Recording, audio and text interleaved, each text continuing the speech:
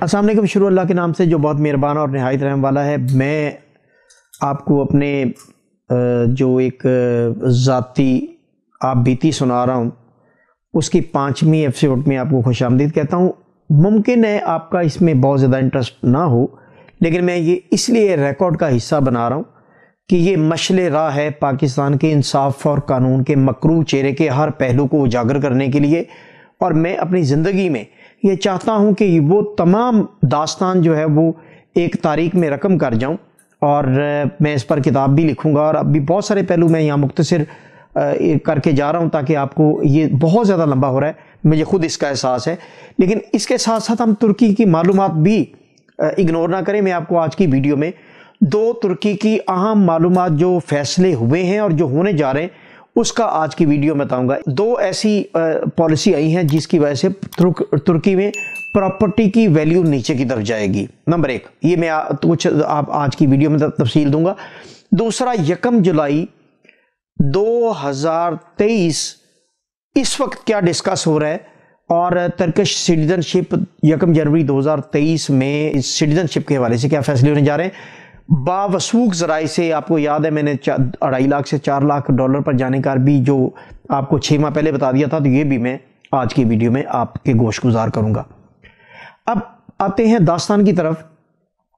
C M house سے میری FIR خارج کروانے کی جو اٹیمپٹ تھی، اس کی مایوسی کے بعد حاجی نواز ملک کے انصاف پسندی ہونے کی وجہ سے وہ وہاں سے راہ فرار اختیار کیا انہوں نے، اور ان کی ضمانتیں یعنی ضمانت قبل گرفتاری ان کی تھی، اور جو کیس تھا وہ اس میں بہت ساری شکوں کے ساتھ ساتھ بہت سارے جو offense ان کے ساتھ ساتھ 395 تھا۔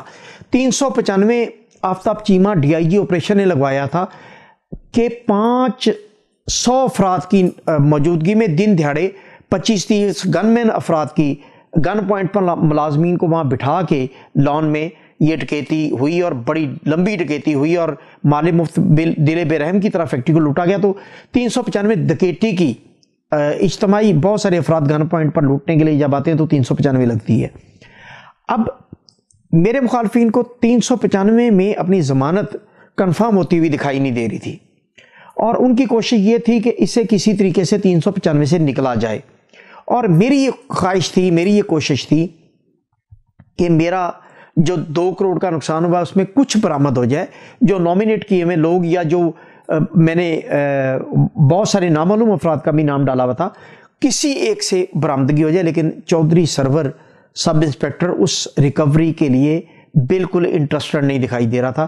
جب بھی میں اسے میرا تو کام ہی یہ رہ گیا تھا، یعنی آپ کو میں بتاؤں کہ مجھے بچپن سے لے کے اب تک 3 کاموں سے سخت نفرت تھی، اور تینوں میں نے بڑی شدت کے ساتھ بھگتے۔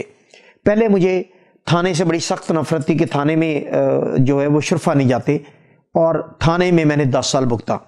اس کے بعد مجھے کورٹ کچہری کے نظام کی وجہ سے کورٹ کچہری سے نفرت تھی، کیونکہ یہ نظام میں نے دیکھا تھا کہ میرے ماموں نے میری خالہ اور میری ماں کو زمین کا جو وراثتی انتقال اس میں بڑے روڑے اٹکائے تھے، تو اس سے مجھے نفرت تھی کورٹ کے نظام سے، وہ میں نے 10-12 سال بھگتی۔ اور تیسرا میں آپ کو بتاؤں گا کہ مجھے کس سے نفرت تھی اور مجھے وہ بھی اٹھانا پڑی۔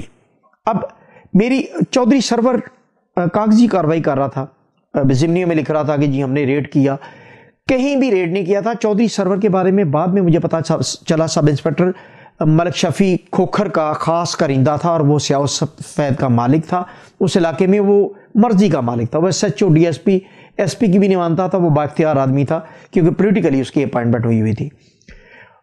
بہت زیادہ اسے فورس کرنے کے بعد بھی کوئی ریکوری نہیں ہو رہی تھی، اور وہ مجھے ہر چوتھے دن کہتا تھا کہ ہم نے ریڈ کیا، لیکن ریڈ وہ عملی طور پر نہیں کرتا تھا، صرف کاغذات میں کرتا تھا۔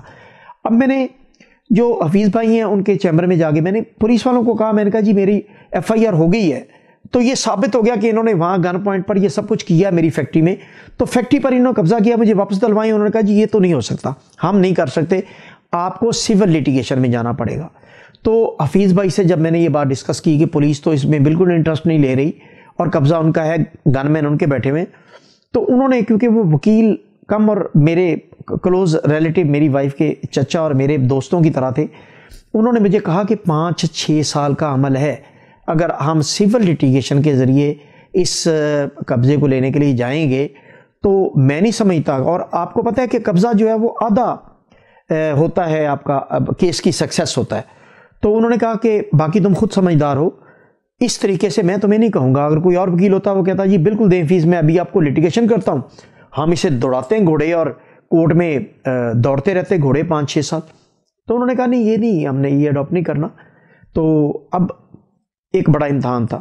اور میں آپ کو یہ بھی بتاؤں کہ 2 اور بڑے امتحان کھل گئے ہوئے تھے جو میرے بھی علم میں نہیں تھے کہ یہ اس وقت وہ پیرالل چل رہے ہیں. وہ میں بھی آپ کو بتاتا ہوں تھوڑی دیر بعد مناسب ٹائم پر.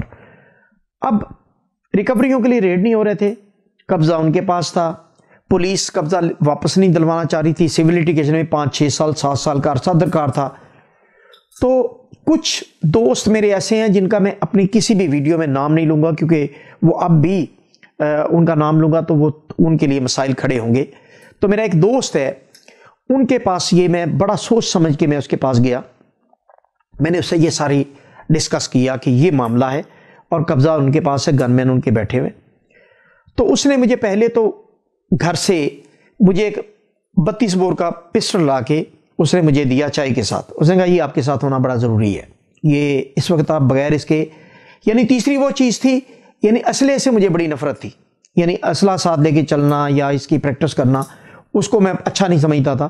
تو پہلی مرتبہ اس دوست نے مجھے پسٹل دی. اس نے کہا کہ یہ میری طرف سے گفٹ ہے, اس کو لائسنس اپلائی کرو اور جو ہے نا اس کا لائسنس بنواؤ, اور باقی بھی تمہارے پاس اور بھی اسلحہ ہونا چاہیے. اب اس کے بعد اس نے کہا کہ اچھا ہم اس کا پلان کرتے ہیں, 1 ہفتہ مجھے دو اور مین وائل ہم اس کا کوئی دیکھتے ہیں. اب ادھر سے ان کی چال بازیاں چل رہی تھیں. انہوں نے مجھے ثابت کرنا تھا کرایہ دار. پہلا تو مزائل فیل ہو گیا تھا کہ 8-9 ماہ پہلے یہ چلا گیا ہوا تھا. اب وہ 2 پہلو پر کام کر رہے تھے, ایک وہ 395 یعنی ڈکیٹی کی دفعات اڑانے کی کوشش کر رہے تھے, اور دوسری طرف وہ مجھے کرایہ دار ثابت کرنے کے لیے نئے پینترے بدل رہے تھے. اب کیونکہ معاہدہ شراکت داری میں انہوں نے زمین اور پیسہ دینا طے کیا ہوا تھا. اور میں آپ کو یہ بھی بتاؤں, ایک اور بڑا قانونی پہلو میں آپ کو بتانے جا رہا ہوں جو ساری عدالتی کارروائی پر بیس کرتا, کوئی نہیں پوچھتا. وہ یہ کہ آپ اسٹامپ پیپر جو لیتا ہے اور جس کے حق میں لیتا ہے, وہ اسٹامپ پیپر ہمیشہ اس کے پاس ہوتا ہے جس کے حق میں لیا جاتا ہے. لہٰذا معاہدہ شراکت داری میں انہوں نے مجھے 20 لاکھ دینا اور زمین دینا کیا تھا, ان کے حق میں نے لیا تھا وہ اسٹامپ پیپر, وہ اوریجنل ان کے پاس موجود تھا. اور میرے پاس صرف ایک اسٹامپ پیپر تھا جو 2,72,000 انہوں نے میرے سے کیش کی صورت میں لیا تھا, اور اس کی انہوں نے ریسیونگ دی تھی کہ پچھلے معاہدے کے تحت ہم یہ زمین کے پیسے لے رہے ہیں. وہ میرے پاس ایک اوریجنل اسٹامپ پیپر موجود تھا. اب انہوں نے سرور کو یعنی میرے ہی پیسوں سے وہ بانٹے جا رہے تھے. انہوں نے سرور کو ٹھیک ٹھاک پیسے لگائے. انہوں نے کہا جی 395 اڑا دو, ہم ضمانتیں کنفرم کر لیں گے, مین وائل یہ وہ دبردوس ہو جائے گا سارا کیس نا اس کا, تو اسے 395 کو ختم کرو. اس سے انہوں نے پیسے دے کے طے کر لیا تھا. یعنی مال چوری کا جو تقسیم کیا چوروں نے, نصف تو بٹ گیا بستی کے نگہبانوں میں. تو وہ یہ ہو رہا تھا کہ میری ہی چوری کا مال اور میرا پیسہ بستی کے نگہبانوں میں بٹ رہا تھا. تو مجھے اس بات کا پتہ بھی نہیں تھا کہ چودھری سرور اس طرح کی بھی حرکت کرے گا کہ ڈی آئی جی کے دفعات لگائی ہوئی یہ اڑا دے گا. تو میں اپنے باقی ماندہ معاملات جو دیکھ رہا تھا, اور جو 1-2 بڑے امتحان میرے لیے آل کھلے ہوئے تھے, وہ یہ کہ میرا ریکارڈ کیونکہ سارا انہوں نے پھینک دیا تھا نالے میں, اور جو کمپیوٹر ہے وہ یہ اٹھا کے لے گئے تھے. تو جو مارکیٹ سے 1.25 کروڑ سے زائد میری ریکوری تھی, اس کا میرے پاس ریکارڈ ہی کوئی نہیں تھا, جو میں نے کسی سے اپنی فیملی میں ڈسکس نہیں کیا کہ یہ پینک ہو جائیں گے, کیونکہ 1.25 کروڑ سے زائد ریکوری مارکیٹ میں تھی. جو ہارڈ کاپیز تھیں وہ نالے میں چلی گئی, جو کمپیوٹر میں سسٹم میں اکاؤنٹنگ کا سسٹم تھا وہ کمپیوٹر اٹھا کے یہ لوگ لے گئے, اور کوئی پتہ نہیں وہاں سے کون لے کے گیا, اس کا بھی کوئی پتہ نہیں تھا. اب یہ ایک بڑا امتحان کھلنے والا تھا, اسے میں ابھی اس چیپٹر کو نہیں کھول رہا تھا کیونکہ بڑے محاذ کھلے ہوئے تھے میرے. مین وائل یہ ہوا کہ 1 ہفتے بعد میرے اس دوست نے مجھے فون کیا. اس نے کہا کہ آپ کا جو ہے نا آپ آئیں کسی دن ہم بیٹھ کے پلان کرتے. تو ہم گئے, ہم نے بیٹھ کے پلان کیا. یعنی اب پلان یہ کیا ہم نے کہ قانون ہمیں ریکوری نہیں دے سکتا, یعنی قبضہ نہیں دے سکتا, وہ تو قانون میں تو لگنے 6 سال, ہم نے پلان کیا کہ جس طرح انہوں نے اٹیمپٹ کی ہے جیسے کوئی ویسا اب ہم قبضہ کریں گے. تو اس پلان کو اتنا خفیہ رکھا کہ میں نے اپنی وائف اور اپنی ماں اور اپنے کسی دوست احباب سے بھی شیئر نہیں کیا. ہم نے پلان کیا، جو 10 دن بعد کا یہ پلان طے ہوا کہ 6 سے 7 افراد آئیں گے میرے گھر پر اور ہم قبضہ کریں گے. فرائیڈے کا دن طے ہوا کیونکہ سیٹرڈے سنڈے عمومی طور پر کورٹس میں چھٹی ہوتی ہے اور وہاں پر کوئی اٹیمپٹ نہیں ہو سکتی، اس لیے ہم نے فرائیڈے کی ایوننگ طے کی. اب جب 10 دن بعد مین وائل میں آپ سے اور بھی شیئر کروں کہ میں نے میرا سیکرٹریٹ میں ایک دوست تھا، میں نے اس کے ذریعے نہ صرف پسٹل کا لائسنس بنوا لیا ہوا تھا بلکہ میں نے ایک کلاشنکوف کا پرمٹ بھی اس سے لے لیا ہوا تھا، اور کلاشنکوف بھی میں نے ایک اپنے بہت ہی قریبی دوست جو اسلحہ میں ڈیل کرتا تھا اس سے میں نے لے لی ہوئی تھی. اب میرے پاس ایک تو پسٹل اور ایک کلاشنکوف ہر وقت میرے پاس گاڑی پر ہوتی تھی، اور میرا ایک ڈرائیور ہوتا تھا بگو. اب اس کا اصل نام مجھے بھول گیا کیونکہ بڑی پرانی بات ہے، میں نے بڑی یاد کرنے کی کوشش کی. وہ بہت سنسیئر ڈرائیور تھا میرا، وہ ہر وقت میرے ساتھ ہوتا تھا، وہ ڈرائیو کرتا تھا اور میں پیچھے لوڈڈ پسٹل کے ساتھ بیٹھا کرتا تھا. اب یہ طے ہوا، میرے پاس اسلحہ آ چکا تھا، طے ہو چکا تھا کہ ہم نے فیکٹری کا پوزیشن لینا ہے واپس. فرائیڈے آیا، فرائیڈے جب ایوننگ کو وہ لوگ گھر پہنچے تو میں آلریڈی ٹراؤزر شرٹ اور جوگر شوگر پہن کے تیاری کر کے بیٹھا ہوا تھا.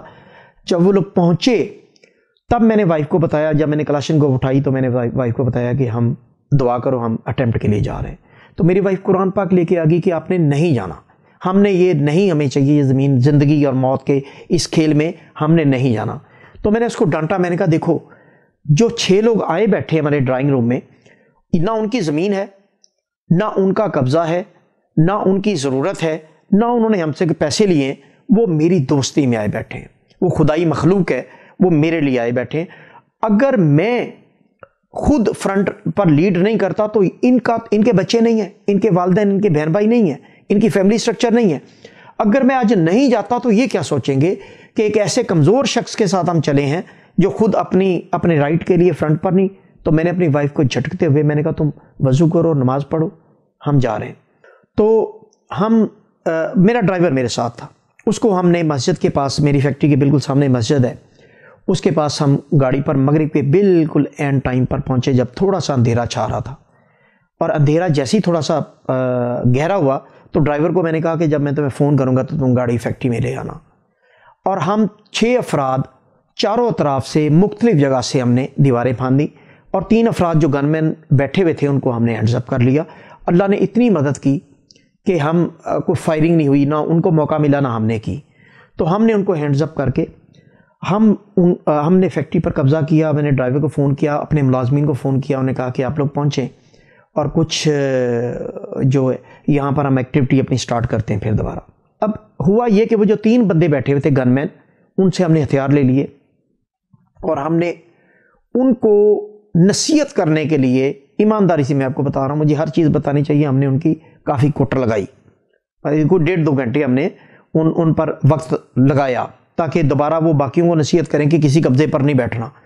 اس کے بعد سب سے بڑا پرابلم یہ تھا کہ اگر ہم ان کو چھوڑ دیتے ویسے ہی تو وہ کیا کرتے، وہ یہ کرتے کہ مخالفین ان کو گولی مار کے ان کا قتل مجھ پر ڈال سکتے تھے.